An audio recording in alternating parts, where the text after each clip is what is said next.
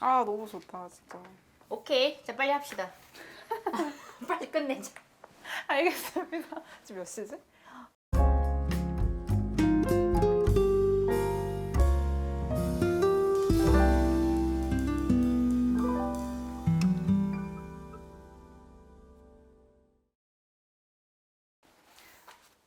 이런 비평적인 비판이 있는 책이기도 하잖아요. 그러면은 울프가 보는 이 대척점에 있는 문학은 어떤 걸까요? 여기 안에서 다뤄지는 셰익스피어인가요? 역시. 그런 거 같진 않고, 그러니까 섹스피어 얘기를 하는 거는 이 사람이 그런 어떤 뭐 남성, 여성, 응? 자기의 어떤 그런 성에 구애받지 않고 썼다는 거고, 사실은 이 섹스피어의 스토리텔링보다는 그 문장들, 이게 원래 얘기는 다 그 전부터 있었던 얘기들 가지고 온 거잖아요. 이 사람만의 창작물이 아니잖아요. 다 섹스피어가 쓴 희곡이 그 이전부터 다 여러 사람들에 의해서 여러 버전으로 얘기가 됐던 건데, 이 사람께 특별히 더 유명한 거는, 그 버전이 유명한 거는 이 사람의 그 문장들, 글인 거죠. 글, 언어. 그러니까 그런 것들을 써야 된다는 거죠. 이렇게 똑같은 이야기라도 그것들을 더 돋보이게 만드는 자기만의 어떤 언어. 근데 그 자기만의 언어라는 것은 여기서 얘기하는 그런 500파운드와 자기만의 방이라고 하는 그런 독립성과 물질적 자유, 그리고 어떠한 그 주변을 의식하지 않는 그러한 그 이 자유로운 어떤 정신, 이런 것이 전제가 되어야만 사실은 그런 문학이 가능하다는 거죠. 그렇기 때문에 여기에서 얘기하는 어떤 여성 문학이라고 하는 것은 단지 어떤 여성 작가의 여성 문학, 여성 작가가 쓴 것을 여성 문학이라고 이야기하진 않아요. 그러니까 이 제가 읽기로는 그게 몇 장인지는 잘 생각이 안 나는데, 그러니까 예를 들면 우리가 쇼왈터의 A Literature of Their Own, 그들만의 문학, 그들만의 문학이라는 책에서 기존에 거의 우리가 잘 알지 못했던 영문학사에서 좀 우리가 이름도 잘 모르는 그 여성 작가들을 막 발굴하잖아요. 그러면서 그동안에 너무 울프 브론테 자매 이런 식의 산맥이랑 큰 대양과 이런 것들만 얘기가 됐는데, 사실 그 사이사이에 어떤 오솔길도 있고 무슨 개울도 있고 근데 우리 그것도 알아야 된다. 그러면서 맞아요. 그런 작가들 막 발굴해가지고 하는데 재미가 없어요. 일단 왜냐면 우리가 잘 모르니까 잘 모르니까 재미가 없고, 그리고 울프식으로 얘기하면 과연 그렇게 해서 복권된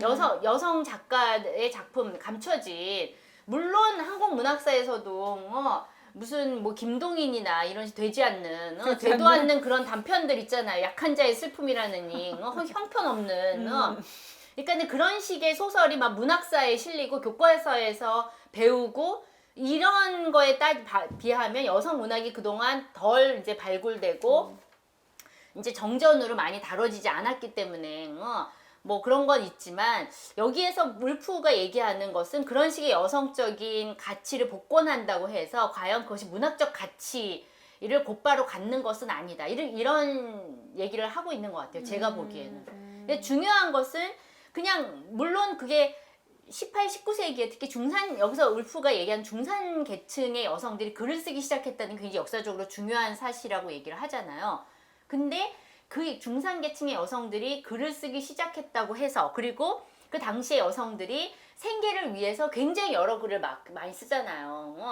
그 생계를 위해서 다양한 글을 썼다고 해서 그 모든 게 다 문학적 가치가 되는 건 아니라는 그렇죠. 거. 그러니까 역사적 가치가 있고 여성 문학의 등장이라고 하는 것이 이렇게 아까 얘기했던 무명의 이런 다양한 그러한 익명의 글들이 있고 여성 작가들이 있고 이제 거기서부터 이렇게 나오는 건데, 어쨌든 그런 역사적 가치와 그것이 곧장 문학적 가치가 되어서는 안 된다는 거예요. 그래서 저도 어떤 면에서 여성 문학사라고 하는 게 뭐 필요할 수는 있을지 모르겠지만, 그게 자칫 잘못하다가는 어떤 여성이기 때문에 여성 작가의 작품이기 때문에 무조건 복권되어야 되고 무조건 가치 매김되어야 하고 어떤 의미가 있어야 되고 있다고 생각하고, 이렇게 믿음의 세계로 넘어가면 안 되잖아요. 그렇죠. 문학사가. 근데 이제 많은 경우에 조금 그런 것이 어떤 의무감 같은, 특히 여성 연구자들의 경우는 내가 이제 여성 연구자니까 여성 문학이니까 그런 게 좀 있지 않나. 그런데 좀 그거에 대해서는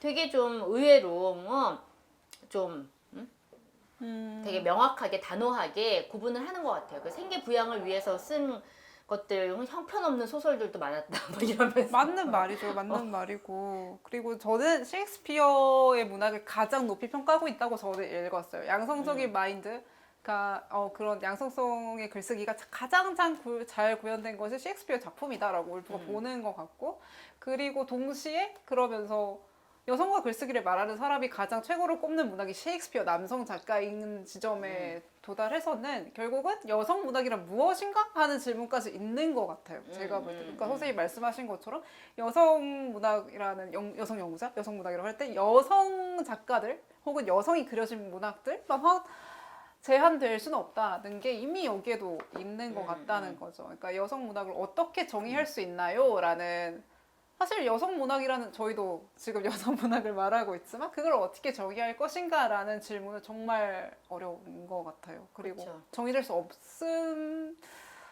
근데 약간 여성 문학하면 어떤 느낌이냐면 우리가 수학 정석 풀 때 네. 계속 인수분해만 하다가 뒤에 이제 뭐 함수라든가 미적분까지 가지 못하고 계속 인수분해만 하다가 끝나는 경우들 있잖아요. 수학 공부가 그 이상 안 나가고 항상 여성 문학이라고 얘기를 하면은 항상 여성 작가들의 어떠한 여성이 겪었던 그러한 차별적 현실에 관한 소설 이 얘기로만 계속 반복되는 것 같아요. 제한되는 거죠. 예, 그런 느낌이 든다는 거죠. 그래서 뭔가 좀 이렇게 다른, 그렇다고 해서 이렇게 약간 그런 건 있어요. 우리가 여성 문학이라고 했을 때 예를 들면은 무슨 이제 그런 예를 들면은 뭐 이런 버지니아 울프의 소설이다. 그러면 버지니아 울프의 소설 문학이라고 얘기했을 때 이게 당시에 어떠한 혹은 그 이후에 모더니즘 문학에서 문학적 어떤 그 이 기준,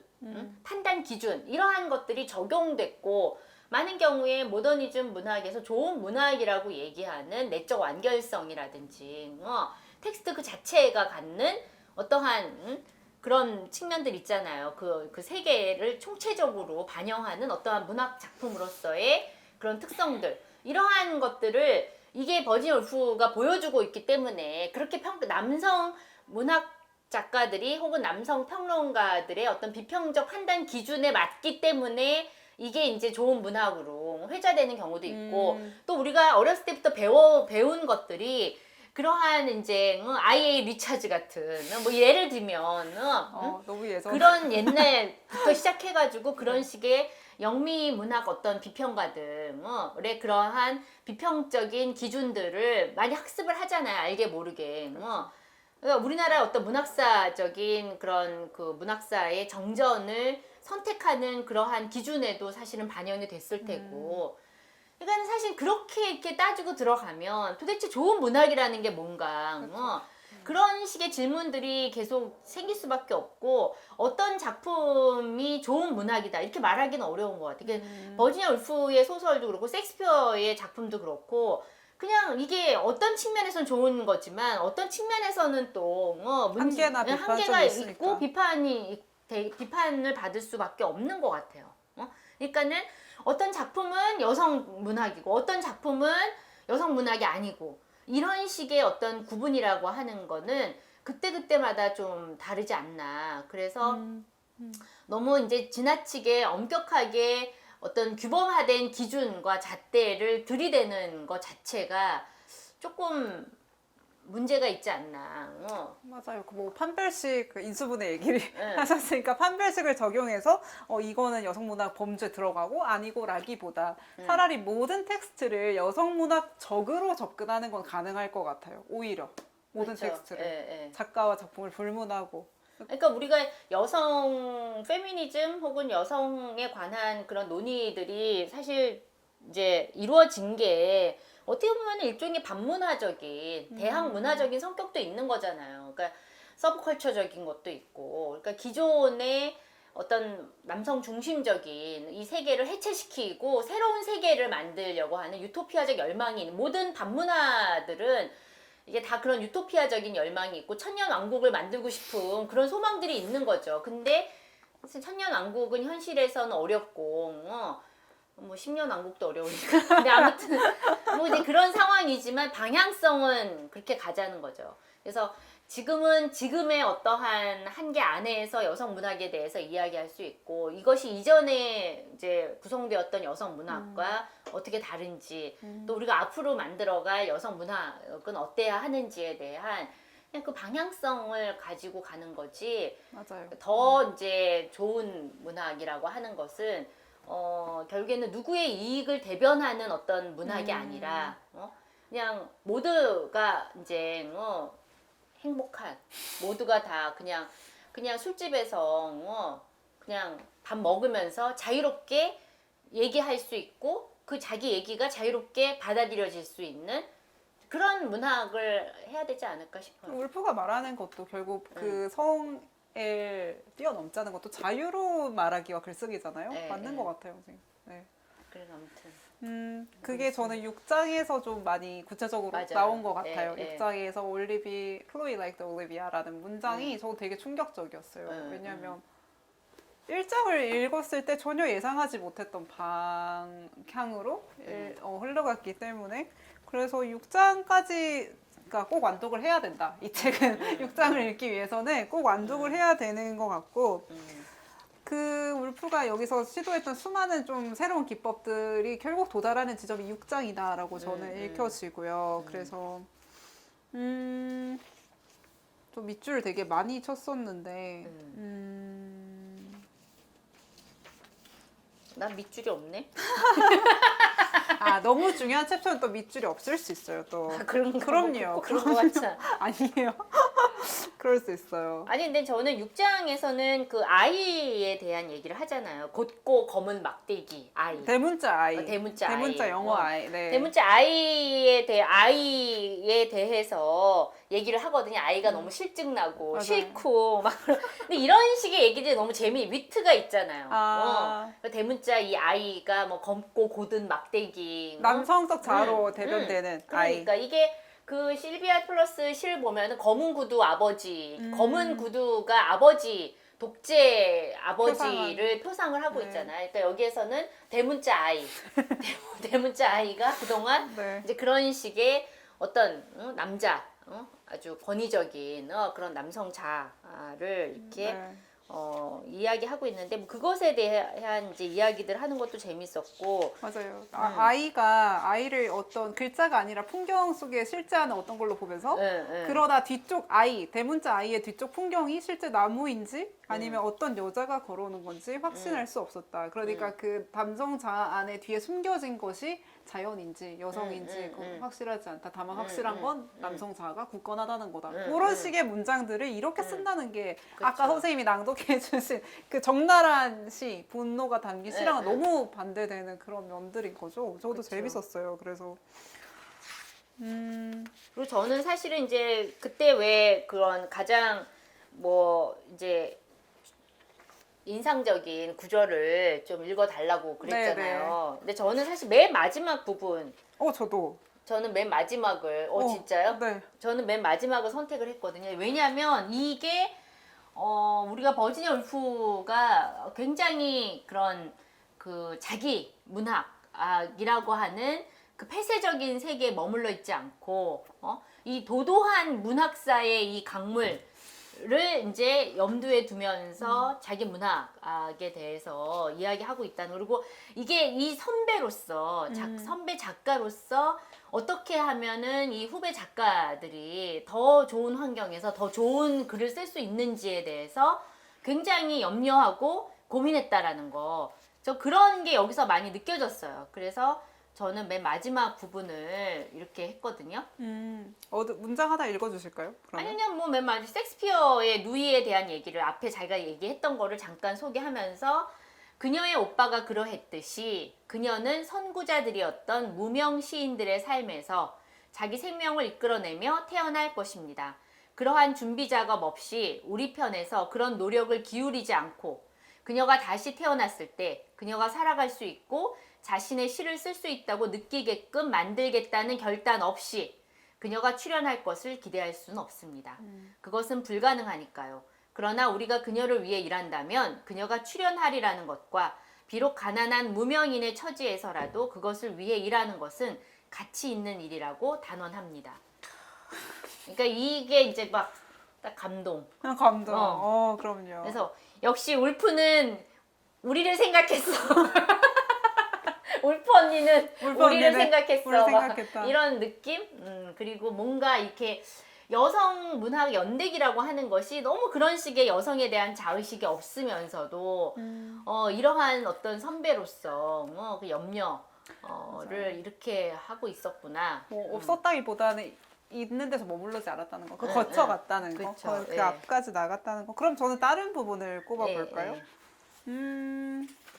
저는 167쪽에 응. 아래에서 세 번째를 보면은 여성은 여성에게 가혹합니다. 음. 여성은 여성은 싫어하지요. 여성은 여러분은 그 단어에, 그러니까 여성이라는 단어죠. 진절머리가 나지 않습니까? 나는 그렇다고 단언할 수 있습니다. 라고 굉장히 당혹스러운 문장으로 시작을 했다가 그 다음 페이지에 가서 이렇게 말해요. 그러나 사실은 나는 종종 여성을 좋아합니다. 나는 그들의 비관습성을 좋아합니다. 그들의 예민함을 좋아하고 그들의 익명성을 좋아하지요. 라고 말을 하고 있어요. 저는 이런 되게 솔직한 여자만이 할 수 있는 말이잖아요. 이런 거는. 그래서 되게 너무 탄복하면서 읽었었어요. 결국은 이런 식의 사유와 이런 식의 명확하지만 되게 선생님 말씀하신 위트 있는 유머 있는 그런 문장들이 여성을 남성간의 구도에서 탈출시키는 어떤 거죠. 그러니까 여성과 여성 간의 관계 속에서 너무나 다른 서로가 될 수 있는 되게 좋았던 것 같아요. 그래서 결국 자기만의 방이라고는 하지만 그것들이 고립이나 단절은 아닌 여성들의 계보 속에서 문학사 흐름 속에서 함께 있는 어떤 방들이라는 이미지 되게 좋았던 것 같아요. 그리고 그 클로이와 올리비아가 공유하고 있는 어떤 실험실도 상정되잖아요. 그쵸. 그런 거를 요 시대 20세기 초에 그렇게 생각했다는 게 왜냐면 지금도 여성 과학자라 하면 굉장히 생소하고 주변에서 찾아보기 힘들고 그런데 그런 여성 과학자들을 상정했을 뿐만 아니라 그 둘이 친구 이상의 어떤 관계일 수 있다는 걸 너무나 당연히 암시하는 거. 그래서 아까 읽었던 사실은 나는 종종 여성을 좋아합니다라는 문장이 그 like라는 영어 동사로 되어 있지만 그 like가 정말 우애에만 국한되는 게 아니라 러브까지도 갈 수 있는 그런 걸 열어놨다고 했을 때 이성의 페미니즘에 국한되지 않고 퀴어적인 것까지도 여기서 담고 있다고 볼 수도 있겠죠. 되게 해방적인 독서였어요. 저한테는. 네. 근데 이제 사실 저는 그렇게 막 그 동성애적인 그런 것까지 읽지는 않고 이게 기존에는 여성이라고 하는 것은 언제나 남성에 의해서 요부 아니면은 막 매춘부로 막 이렇게 판무파탈로 재현되어 왔잖아요. 근데 이제 그렇게 고립돼서 남성과의 관계 속에서만 재현되어 왔는데 이게 이제 여성과 여성의 어떠한 그냥 직업적인 그런 공간 안에서 여성과 여성의 그 관계가 가능하다는 것. 그러니까 그런 것들을 포착하고 있다는 게 흥미로웠고 거기에 대해서 뭐라고 얘기하면 그런 여성들 간의 관계에 대한 것을 우리가 마치 그 동굴에 처음에 그 횃불을 이렇게 비춰가지고 이 동굴 속에 이렇게 그려진 그런 벽화를 발견하듯이 그렇게 이제 이러한 것들을 이제 발견하는 그런 기쁨에 대한 이야기도 하거든요. 그래서 맞아요. 아무튼 좀 그렇죠. 우리가 여성은 되게 여성들 사이에서도 되게 다양한 관계, 직업적 관계도 있을 수 있고, 뭐 직장의 어떤 경쟁자적 관계도 경쟁자적 있고. 관계고 직장에서 어떠한 뭐 선배와 그다음에 사수, 후배. 그런 네. 직장 상사와 어떤 사수의 관계, 사수와 후배의 관계도 네. 있을 수가 있고. 그러니까 그런 식의 다양한 여성의 관계에 대해서 이미 이야기를 하고 있다는 점에서 네, 그러니까 그쵸. 그때 이제 대문자 아이가 깨어진다는 거. 그렇죠. 네, 예. 새로운 세계로 나아갈 수 있다는 거. 되게 재밌는 독서인 것 같은데. 네네. 아무튼 이게 되게 여러 가지 사실은 이거 아까 제가 뭐 10분의 1밖에 얘기 못했다고 얘기했는데 그럴 만큼 이 여기에 나와 있는 어떤 구절이라든가 아니면은 그런 아이디어들이 이후에 버지니아 울프의 다른 많은 소설이나 에세이에서 또 이제 다른 방식으로 이렇게 드러나고 있고 되게 이제 곱씹으면서 읽어도 좋은 그런 책 중에 하나인 것 같아요. 네. 네, 저도 이거 한 4번 정도 읽은 것 같아요. 근데 뭐 이거를 저는 주로 수업 때문에 읽긴 읽었는데, 어렸을 때는 멋모르고 읽고, 그래서 어렸을 때는 이게 도대체 무슨 얘기지? 맞아요, 대학교 때 읽었을 맞아요. 때는. 근데 좀 그런 생각이 들었는데, 거듭 읽다 보면, 아, 진짜, 처음에는 무릎을 치다가, 손뼉을 치다가, 춤을 추게 하는. 춤을 추게 하는. 그런 글입니다. 여러분도 꼭 춤까지 추기를, 바랍니다. 꼭 완독해서 네. 500파운드와 자기만의 방 이외의 다른 체험 경험을 하시기를 바랍니다. 네. 네. 그 다음에 요거 잠깐 얘기해야 되지 않아? 네, 네. 이제 끊고. 요거만 하고 끝내야지. 네, 네.